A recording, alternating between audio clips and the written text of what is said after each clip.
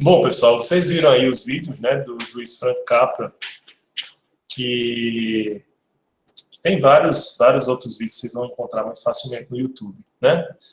O juiz fofinho, né, fazendo aquela, chamando as pessoas que são envolvidas e tentando corrigir algumas distorções, alguns problemas sociais, né?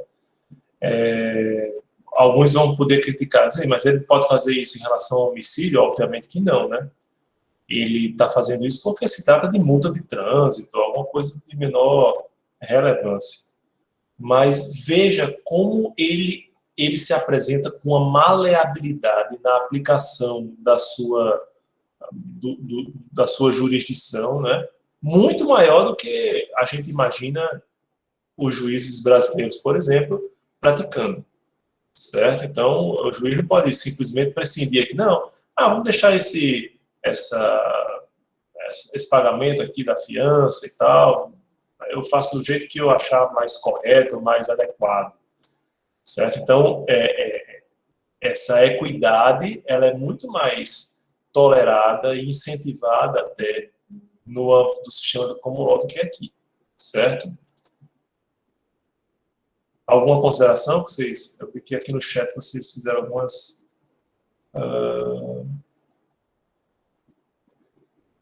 certo? Como ele colocou, conheça todas as teorias, domine todas as técnicas, mas ao tocar uma alma humana, seja apenas outra alma humana, sem dúvida, né? O humanismo que a gente tem que deixar presente em cada uma das nossas atitudes, mesmo as pessoais ou profissionais. Isso mesmo, Bruno. O juiz aqui no Brasil prende pessoas por roubar um quilo de arroz. Deveriam ver esses vídeos, né? Hoje a gente tem um furto, na verdade, né?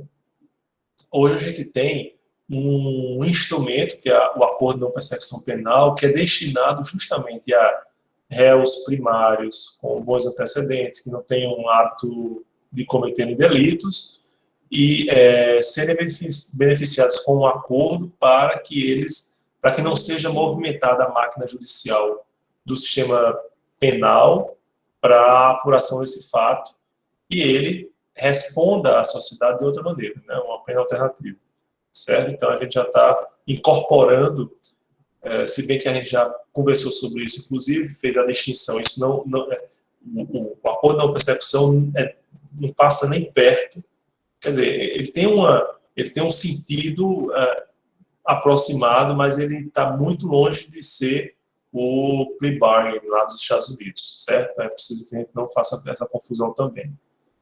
O furto famélico pode gerar prisão. Eu já me deparei com alguns casos que terminaram por gerar, né? Deus perguntou aqui. Carolina perguntou, então no common law os juízes têm uma liberdade maior de decisão? Sim, justamente porque a equity, né, a equidade, ela é muito mais tolerada e incentivada, certo? No caso o direito penal, ele é usado como último rasgo, né? Como a última razão, a última atitude do Estado perante a sociedade. No caso, aí seria mais assim, propriamente, o juiz, o julgador, ele pesaria o quanto que esse ato criminoso, esse delito, ofenderia a sociedade como um todo, ou então como um particular, propriamente dito assim? Exato. Se bem que esses fatos que foram apurados não são da seara penal, né? É mais a questão de multa mesmo, infrações administrativas, então é coisas mais simples. Talvez para o direito penal não haja tanta maleabilidade, mas de todo modo, isso é muito perceptível também no direito penal, não com essa facilidade, mas com a maleabilidade que a gente ainda não encontrou aqui no nosso sistema, por exemplo, para firmar os plea bargains, né? Do direito norte-americano, certo? Professor, os adeptos da doutrina positivista criticam muito esse sistema, tipo Kelsen, por exemplo? Eles têm uma outra concepção, né? Eles têm uma outra ideia de... Por exemplo, quando a gente percebe essa maleabilidade, a gente imediatamente identifica com o realismo jurídico, né? Então, o direito é o que os tribunais decidem que ele é. Enquanto que o positivismo vai se aferrar muito mais à atitude ou à atividade legislativa de um órgão específico que vai construir marcos normativos racionais, mais objetivos do que a jurisprudência, para possibilitar um maior controle por parte do Estado. Certo? Então, sem dúvida, há uma crítica em relação a esse tipo de postura. Certo? Camilo está dizendo aqui que assistiu ao documentário Bagatela, as consequências da falta de maleabilidade do judiciário geram consequências devastadoras, sem dúvida. Sem dúvida, Camilo. Podemos prosseguir? Mais alguma consideração que vocês queiram fazer? Vamos lá. Ainda no âmbito do sistema do common law, a gente tem a figura, a gente tem o marco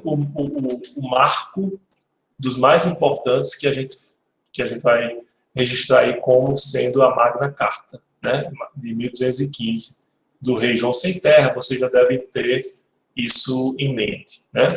E o que ela representou, a Magna Carta Libertatum, de 1215?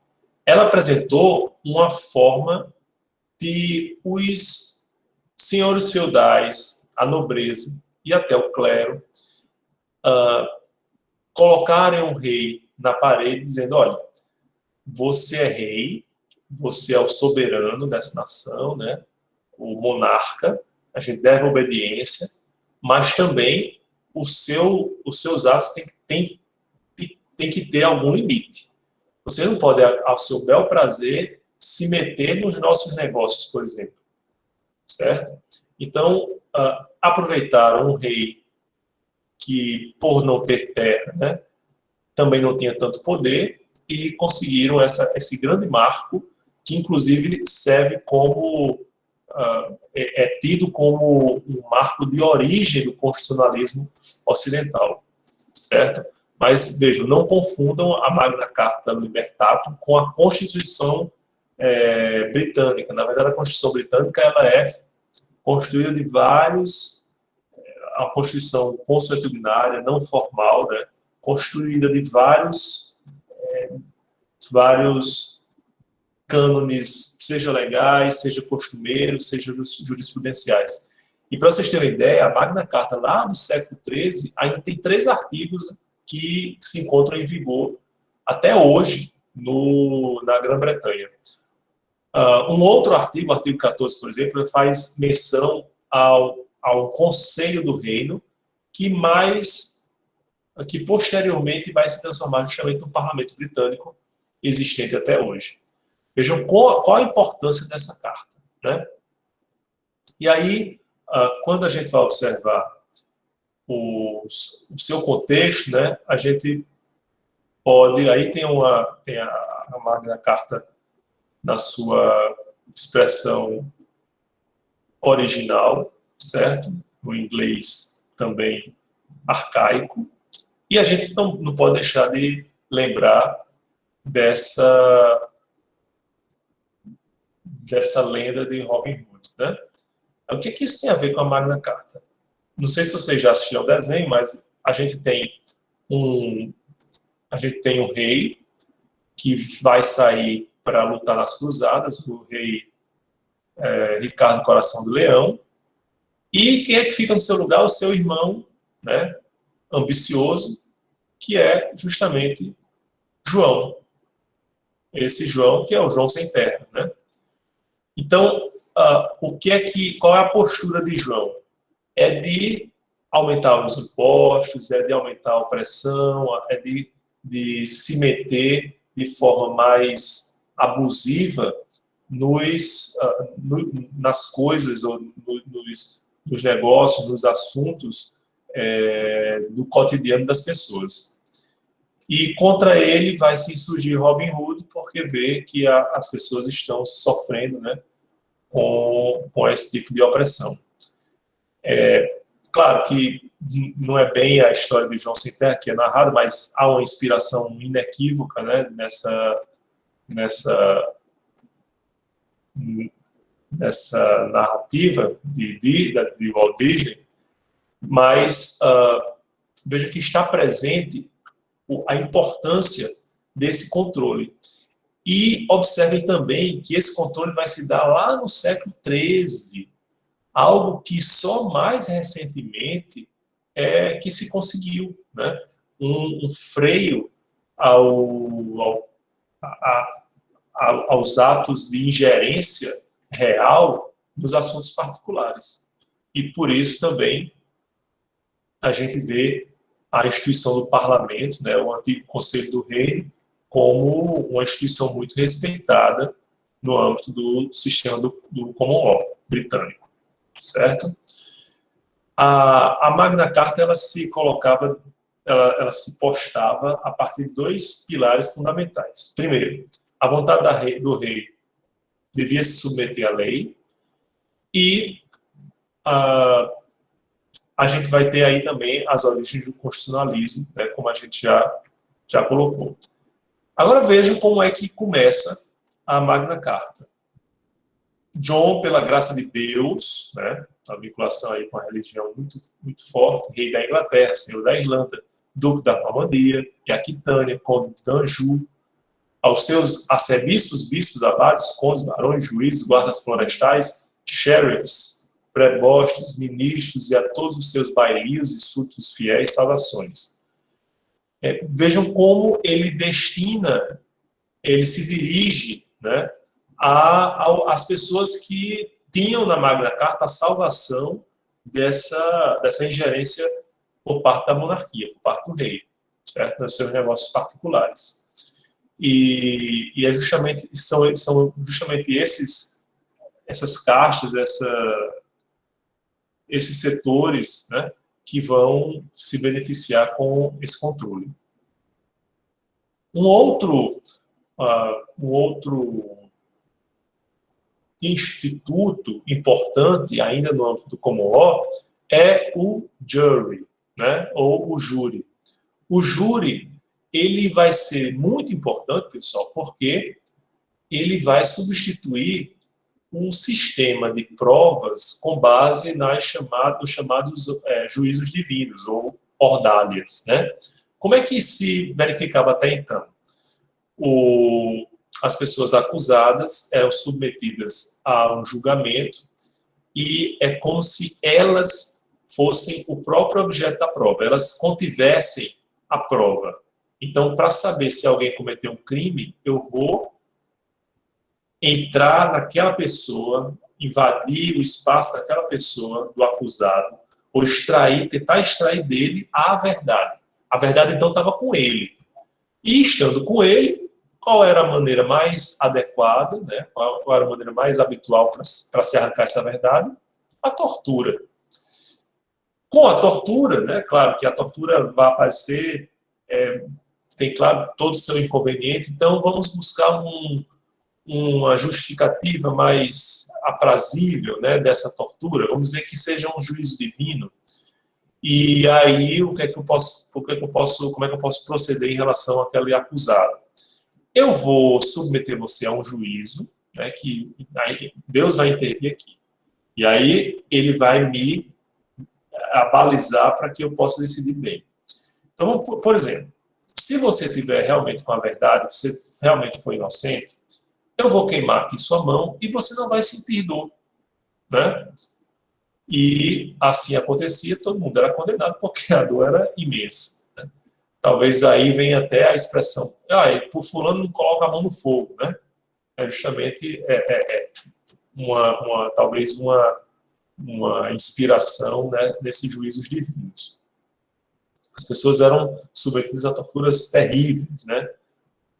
Quando a gente fala de Inquisição, então, na Santa Inquisição, vocês devem se lembrar das aulas de história, como a que eram submetidas essas pessoas. Esse sistema, ele vai ser substituído, né, pelo júri. E o júri o que é que vai fazer? Vai apreciar todas as provas colhidas, certo? Para, dando importância a essas provas, chegar a uma conclusão mais correta, mais abalizada, mais responsável e mais próxima da chamada verdade. certo? Vejam que isso é tão importante no sistema do common law que uma emenda à Constituição norte-americana trata especificamente dessa instituição. Como a gente coloca aí, a emenda 7ª à Constituição dos Estados Unidos. Nos processos de direito consuetudinário, quando o valor da causa exceder $20, será garantido o direito de julgamento por júri, cuja decisão não poderá ser revista por qualquer tribunal dos Estados Unidos, senão de acordo com as regras do direito costumeiro. Certo? Então, há uma garantia da submissão das questões ao direito do julgamento por júri. Nos Estados Unidos, diferentemente do Brasil, algumas causas cíveis também são tratadas pelo júri. Algumas causas penais que não sejam necessariamente dos crimes dolosos contra a vida, como é o caso do Brasil, também são tratadas pelo júri, então são decididas pelo júri, certo? Porque o júri, afinal, representa a própria participação da comunidade na resposta ou na apreciação dos argumentos e na construção da resposta à acusação que é feita em relação a determinada pessoa, certo? Tranquilo, pessoal, até aqui? Alguma dúvida? Bom, agora vamos para a chamada Revolução Americana do Direito. Vocês vão dizer, professor, mas que pulo é esse? Né? A gente vai lá da Carta Magna de 1215 até a Revolução Americana, ali nos finais do século XVIII. Né? Essa foi uma reformulação que eu procedi a partir das aulas desse semestre, porque eu vi que havia mais identificação não temporal, mas como uma consequência lógica, para a gente falar de sistema de common law e logo após falar sobre o direito norte-americano, certo? Porque o direito norte-americano vai se abeberar, vai colher influências muito próximas do sistema de common law britânico, por óbvio, porque eram colônias da Inglaterra aqui nas Américas, certo? Então, o que a gente pode destacar aí no âmbito da Revolução Americana, do direito norte-americano? Primeiro, que o direito norte-americano, ou o sentimento que vai inspirar, inclusive, a independência dos Estados Unidos, a proclamação da independência, é que o povo norte-americano, os colonos que aqui chegaram, eles terminaram desenvolvendo um sentimento de que eles deveriam ter uma participação mais efetiva nos destinos do espaço que eles habitavam, né? E isso se chama de self-government, ou autogoverno. Isso foi uma das molas mestras para que os Estados Unidos se movimentassem para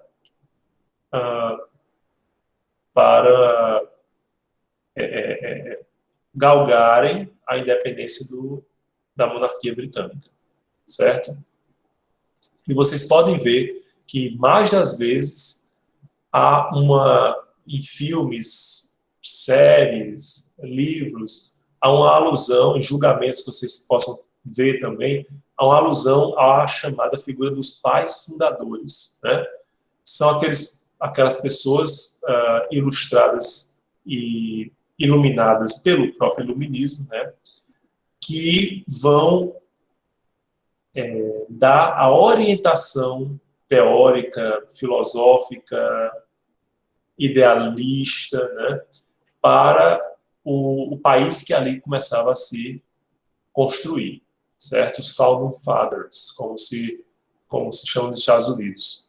Então, aí vocês têm, deixa eu ver se tem uma...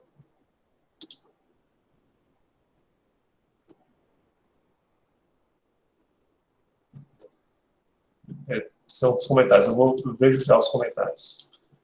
Certo? Então, a gente tem os pais fundadores como são essas figuras que vão inspirar a atualização constante dos próprios destinos dos Estados Unidos. Então, mais das vezes, por mais que eles apareçam lá no século XVIII, vez por outra eles são invocados justamente para corrigir prumos, para reavivar discussões ou possibilitarem um aprimoramento na própria organização política dos Estados Unidos. Deixa eu só ver o que é aqui, os comentários aqui de vocês.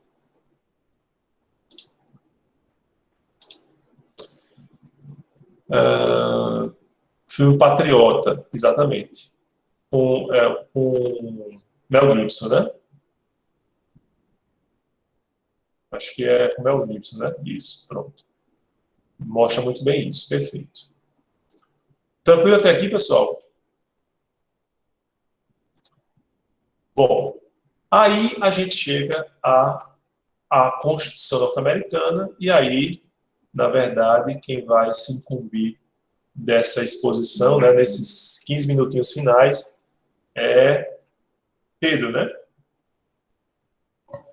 Isso, professor. Pronto, Pedro. Tá com você. Boa noite, professor, primeiramente. Boa noite à turma. Professor, só o outro componente do grupo, ele vai apresentar o slide, pode ser? Perfeito, perfeito. Está ótimo. Ótimo. Vou deixar só ele... Tá indo aí? Tá indo aí? Tô vendo. Pronto, agora. Tô vendo. Pois bem, nosso grupo ficou responsável por tratar sobre a Constituição norte-americana. Então, nós desmembramos os questionamentos que o professor fez e dividimos a apresentação em 3 pontos principais, que é o contexto histórico, o impacto que causou na época e os impactos que chegaram até o Brasil atual. Então, o primeiro slide pode ir. E para falar sobre a Constituição norte-americana, nós voltamos um pouco ao início da colonização britânica que aconteceu na costa do território que hoje se constitui como os Estados Unidos. Nós vemos, então, que aquela região começou a ser colonizada pelos refugiados puritanos, que estavam fugindo da perseguição religiosa que estava acontecendo na Grã-Bretanha. Então, nesse contexto, eles foram e se instalaram, fundando as 13 colônias ao longo da costa atlântica da América do Norte. Então, diante desse cenário, né, diante dessa conjuntura, ocorreu o quê? Que aquelas 13 colônias constituíram-se como uma parte fundamental, uma parte vital do Império Britânico, porque contribuía bastante para a balança comercial do Reino Unido. Então, com isso, naquele período já estava crescendo os ideais iluministas. Então, paulatinamente, as colônias norte-americanas, as 13 colônias, né, daquela região, começaram, então, a reivindicar mais autonomia da colônia, buscando até uma reformulação do pacto colonial. Como assim? Eles buscavam, já naqueles primeiros momentos, o fim da exclusividade comercial com a Grã-Bretanha, a moderação do autoritarismo que acontecia por parte da coroa britânica, né? Então, vemos que, somado a esses primeiros indícios de desejo de liberdade, aconteceu que a Inglaterra entrou, então, na Guerra dos 7 Anos com a França. E aconteceu que cresceu naquele ambiente ali, né? A coroa britânica, no pós-guerra, até durante a guerra, começou a ter mais gastos públicos. E, com isso, passou a aumentar ainda mais a carga tributária sobre os colonos, gerando mais insatisfação ainda entre eles. Então, devido a isso, surgiu inúmeras resistências contra a monarquia britânica entre os colonos, que, como eu disse anteriormente, eles reivindicavam cada vez mais uma alteração do pacto colonial. E, diante disso, o clima foi cada vez ficando mais acalorado naquele ambiente, né? E resultou em inúmeros conflitos. E citamos como exemplo a questão do famoso acontecimento que ficou conhecido como a Festa do Chá de Boston, E com isso, diante dessa insatisfação geral que estava acontecendo sobre os colonos, a coroa britânica, ela não deixou passar batido isso e começou a cercar ainda mais a liberdade das suas colônias. Sobretudo, como a gente observa aqui no slide, sobretudo com as chamadas leis intoleráveis, que eles proibiam de criticarem a metrópole, proibiam também as reuniões coletivas naquele ambiente e também fizeram uma espécie de ocupação militar, que nos registros históricos constam até que eles obrigavam os colonos a receberem os soldados da coroa britânica em suas casas. E também colocaram uma espécie de sanção que os crimes ocorridos na América seriam julgados na Inglaterra. E também impuseram a sanção que seria o fechamento do Porto de Boston, né, que era uma importante comunicação entre a colônia e a própria coroa. Então, diante disso, vemos que a colônia, então, começou, aquelas 13 colônias, com esse sentimento de insatisfação, começaram a se reunir. E se reuniram em um congresso na Filadélfia e passaram a reivindicar a sua total independência. Não mais eles tinham apenas o ideal de apenas amortecer a dominação inglesa sobre eles, mas agora eles já falavam em romper completamente a sua dependência com a coroa, romper o jugo com a Inglaterra. Então, por quê? Porque nesses cenários eles enxergavam essas decisões britânicas como inadmissível, né? Porque atacavam frontalmente as suas liberdades e os seus direitos individuais.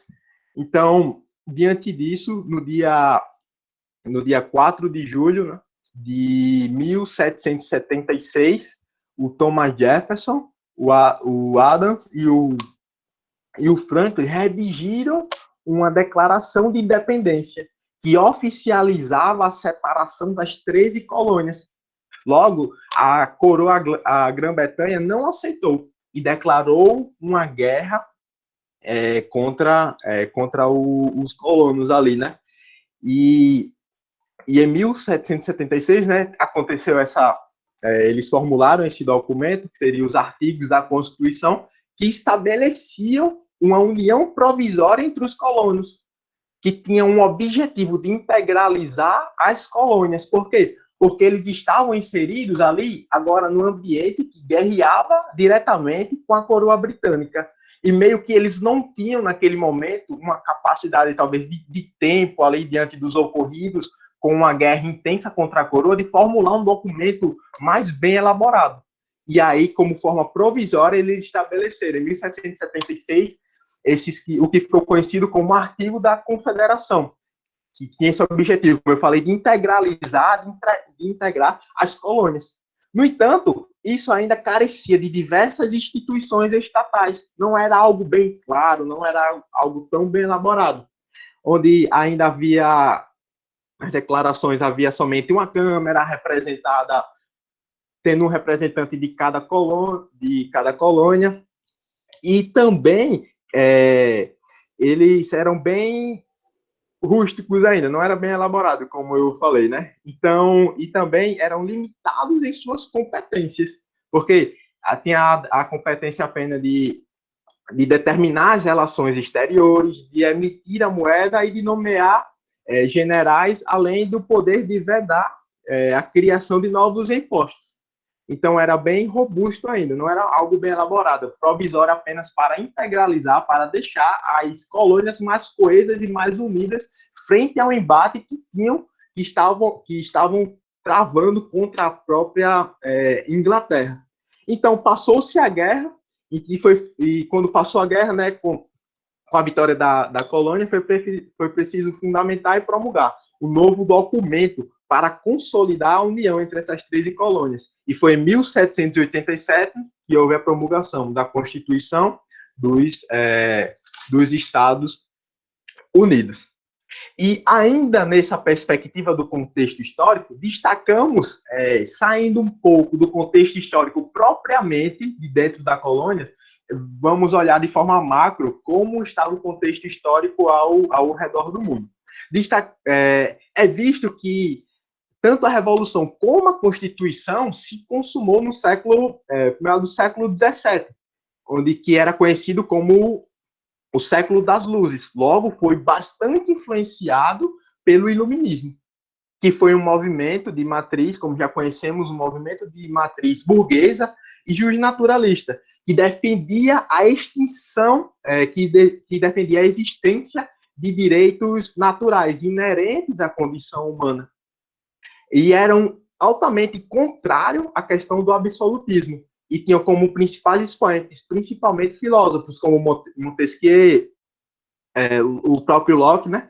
E a Constituição norte-americana se valeu bastante dessas ideias, principalmente de Montesquieu, né? Com a questão de Montesquieu com a tripartição dos poderes, e também na questão de Locke se valeu que ele defendia que por meio da razão era possível ter uma compreensão que Deus havia conferido direitos inerentes ao homem, como a vida, a propriedade, a igualdade e a liberdade, além da resistência, né? Então, nesse cenário que foi formulado a questão da Constituição norte-americana. E podemos passar para o próximo tópico. Aqui temos, então, um trecho da declaração que ele fala justamente, que ele sintetiza bastante essa questão de tudo que eu apresentei até agora, né? Como só uma breve análise que podemos ver que tem no trecho. Sustentamos que estas verdades são evidentes, que todos os homens foram criados iguais, demonstrando essa questão dos direitos naturais, e também a questão da liberdade e a busca da felicidade, né? Que demonstra também essa questão dos direitos naturais, muito influenciados pelo iluminismo. Então, podemos passar e analisar os impactos causados na época, né? Vemos, então, que quando foi promulgada a Constituição, teve uma ascensão dos Estados Unidos sobre toda a América, né? Porque eles foram os primeiros a instaurarem um governo forte e amplo. E foi pioneiro a pôr em prática a divisão dos três poderes. Claro, os três poderes foram pensados lá no Iluminismo, por Montesquieu, mas foi a primeira nação a conseguir pôr em prática essa idealização dos três poderes, o legislativo, o executivo e o judiciário. E foi muito importante, causou um grande impacto que acabou inspirando outras nações, como a Venezuela, a Argentina, o Chile, né? Ali em meados, claro, não foi contemporâneo, mas foi bem próximo ali. 1811, 1818, como no Chile, e 1819, como a Argentina, né? E, além disso, mudou a sua forma de governo, onde houve uma transição de uma sociedade outrora colonizada para um novo governo federalista, né? A galera acostumada ali a viver como colônia, agora passaram a experimentar um regime federalista, né? E seus fundadores também conseguiram restaurar e implementar ali uma ideia de república, dando um conteúdo mais político, onde foram ali o primeiro local a tornar a república, onde o representante teria um mandato ali referendado nas urnas, né? Então, podemos passar. Isso tornou, como eu já vinha falando, a primeira república democrática e de cunho presidencialista. E em 1791 teve as suas 10 primeiras emendas, que ficaram conhecidas como a Declaração de Direitos, em que foi firmada garantias concretas e permanentes contra as indevidas interferências do governo na vida do cidadão. E também, outro ponto bastante impactante é que foi a propulsora do constitucionalismo moderno, né, que tinha o propósito de limitar o poder estatal absoluto. Até aquele momento, era quase unanimidade em todo mundo, né, ter essa questão do soberano, ter um poder estatal bastante forte. E eles foram essa primeira nação a quebrar com isso e implantar uma espécie de constitucionalismo moderno.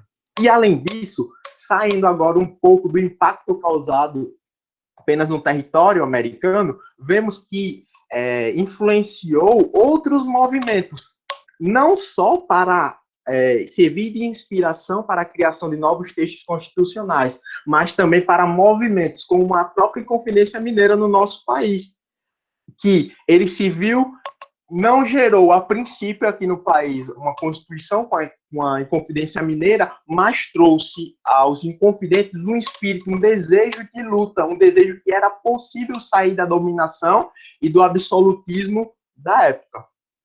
E podemos passar.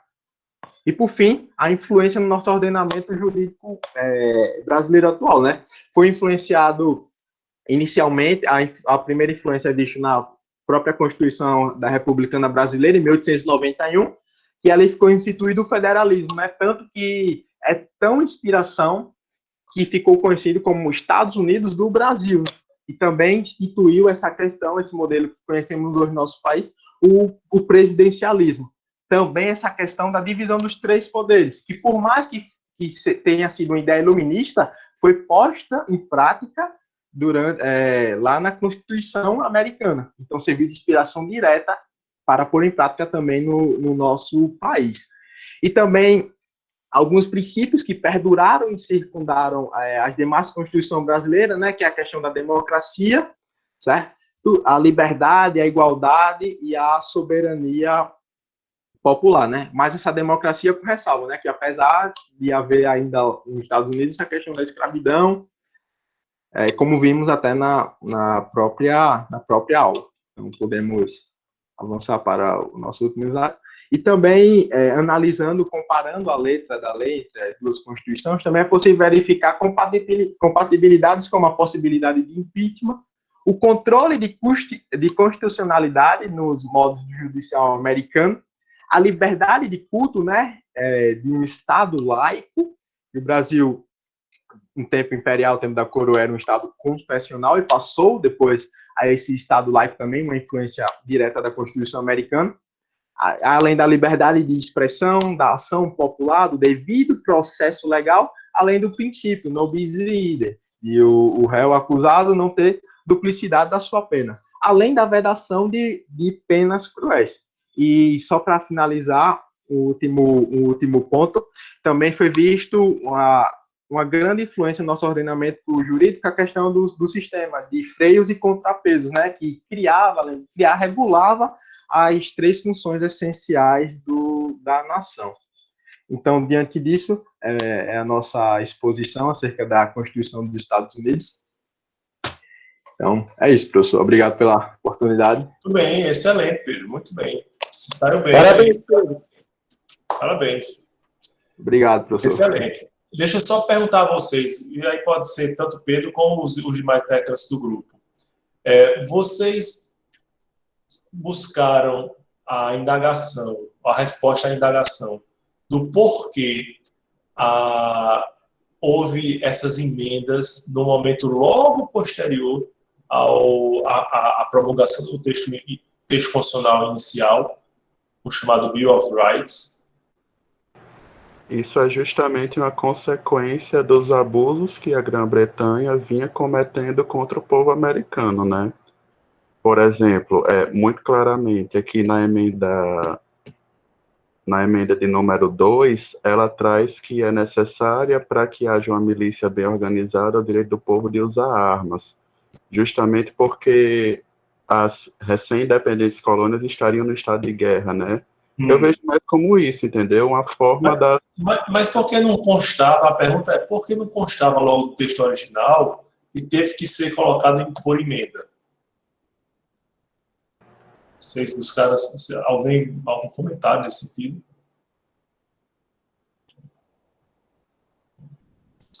Porque, na verdade, pessoal, existiu uma divergência ideológica inicial entre os chamados federalistas e os não federalistas, ou antifederalistas, né? Terminou prevalecendo a influência dos federalistas. Foram, inclusive, os primeiros governantes norte-americanos.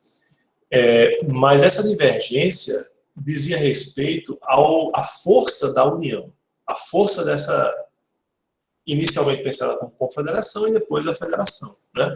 Porque o que é que acontece?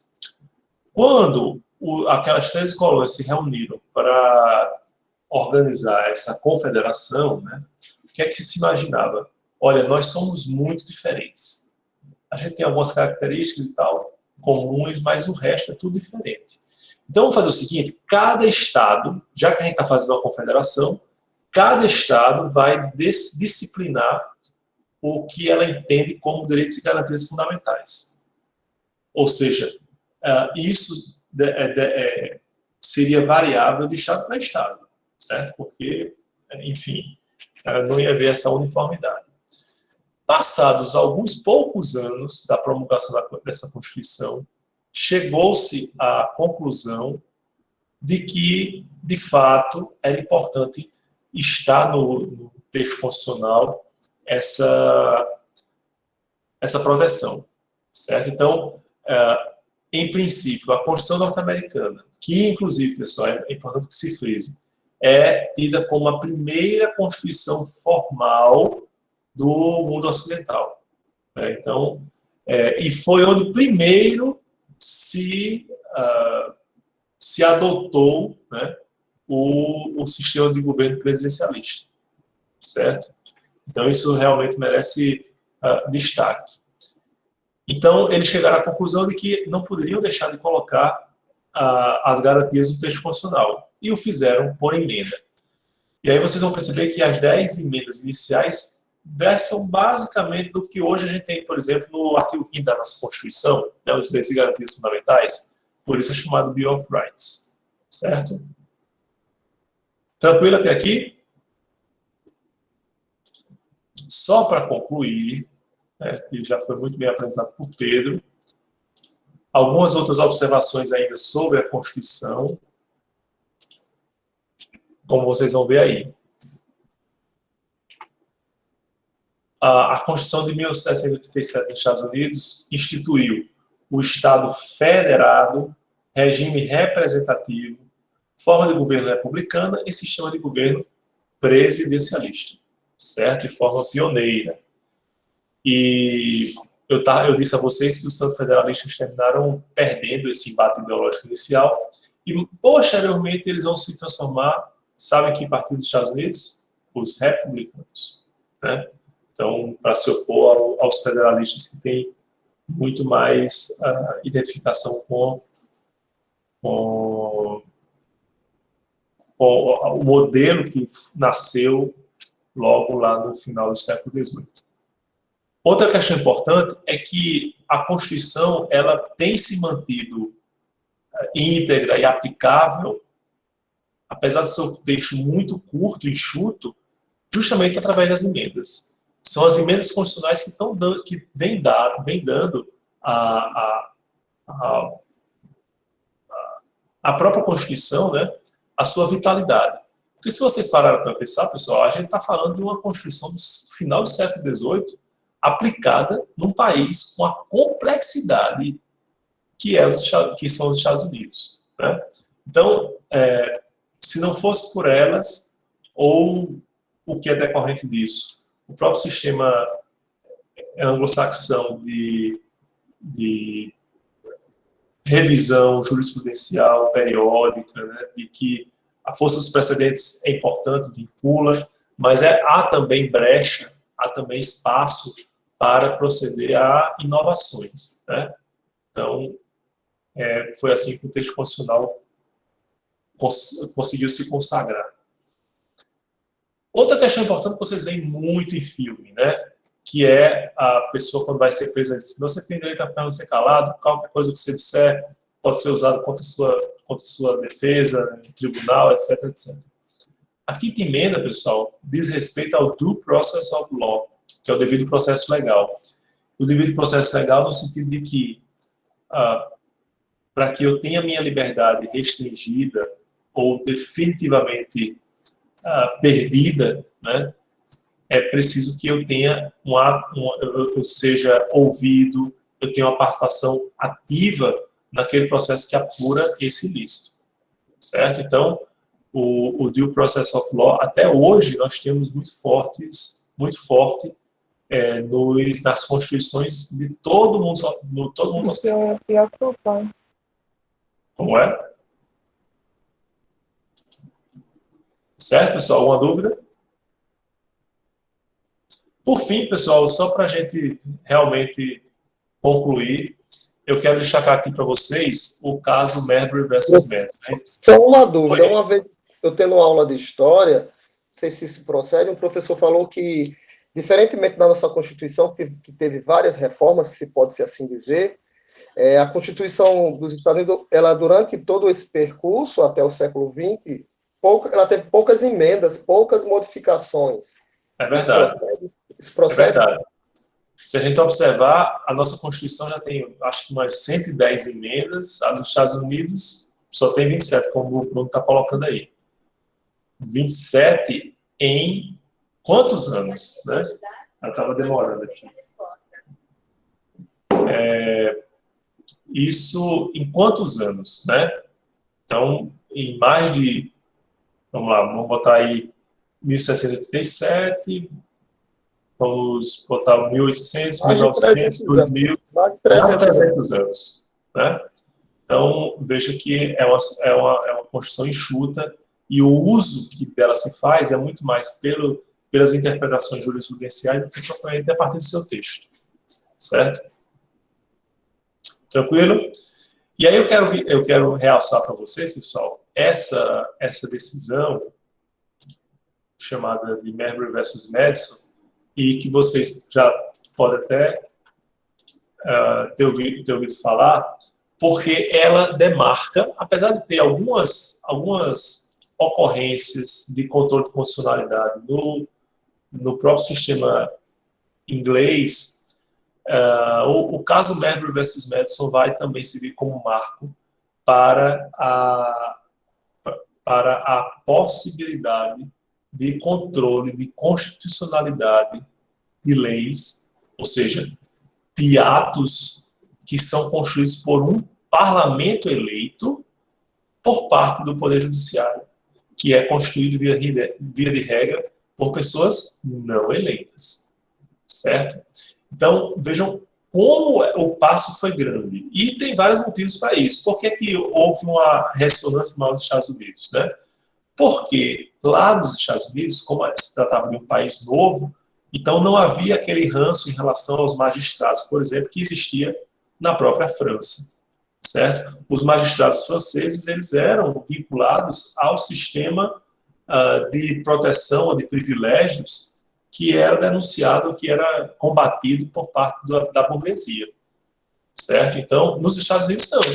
Eles eram colonos também, que tinham ido para lá, para os Estados Unidos, sentar a vida, etc. Então, não havia essa restrição, essa resistência a que eles fizessem dessa forma. Se bem também que é verdade que, nesse caso, Marbury versus Madison, no final das contas, não houve uma apreciação propriamente do mérito, pessoal. É mais uma questão processual que eles adotaram como uma saída para um problema que se colocava, né?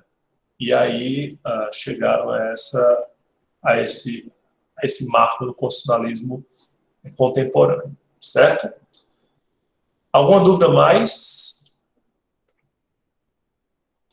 Bom, pessoal, nesse caso eu agradeço demais, parabenizo o grupo, né? Então, a exposição muito clara, houve também, nitidamente, uma cooperação, né, entre os componentes do grupo, certo? Então, fico muito satisfeito, inclusive, com a presença de vocês até essa hora da noite. Agora a gente não tem mais o problema de pegar a condução, né? Tarde da noite, é só o sono mesmo que é afetado. Certo? Professor, vai ter alguma atividade para quem não é... Vai, eu vou colocar até amanhã de manhã cedinho. Tá ok, obrigado. Viu? Pois, um abraço a todos. Oi, Lavínia. Essa tarefa para as pessoas do trabalho da próxima semana precisa fazer? Sim, porque esse aí foi só uma colher de chá, porque era pouco tempo para o pessoal do grupo 1, e o pessoal do grupo 1 saiu bem, então não justifica mais para a partir do grupo 2, não. Todo mundo para fazer a atividade. Oi, Matheus. Eu tinha mandado um e-mail para o senhor mais cedo, porque eu precisei resolver uns problemas, mas acabei conseguindo chegar a tempo, é só para justificar mesmo. Perfeito. E você acompanhou, você não foi sorteado, então... Beleza, tranquilo. Aí, mas tem dado certo lá. Beleza, deu certo sim, valeu. Pronto. Pessoal, então, eu vou... Oi. O senhor recebeu o relatório? Recebi. Eu, né? Beleza. Viu? Pode ficar tranquilo. Teve só um trecho que eu queria repetir. Escrevi. É só um izinho que a gente esqueceu, do século XVI, aí era 17 o certo, a gente botou 17. Exatamente. É isso mesmo, tá? Tá tranquilo, viu? Parabéns. Bom, pessoal, então, boa noite a todos e a todas. Até a próxima terça-feira, se Deus quiser. Boa noite, pessoal.